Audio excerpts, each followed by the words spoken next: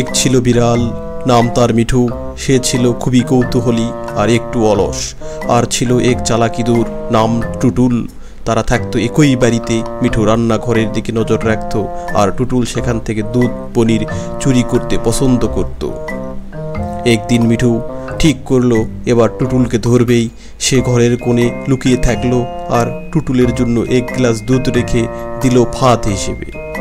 টুটুল এলো ধীরে ধীরে, নাক টেনে গন্ধে পেল, ওহ গরম দুধ। কিন্তু সে তো বুদ্ধিমান। সে একটা ছোট্ট কাঠি দিয়ে গ্লাসে ধাক্কা দিল। গ্লাস পড়ল আর মিঠু হুড়মুড় করে বেরিয়ে এলো। কিন্তু কোথায় টুটুল? সে তো লাফ দিয়ে আলমারির উপর উঠে বসে হাসছে। মিঠু রাগে গড় গড় করে বলল, এই টুটুল, একদিন ঠিকই ধরব তোমায়। টুটুল মুচকি হেসে বলল, ধরতে পারলে খুশি হব, কিন্তু ততদিন চলুক এই খেলা।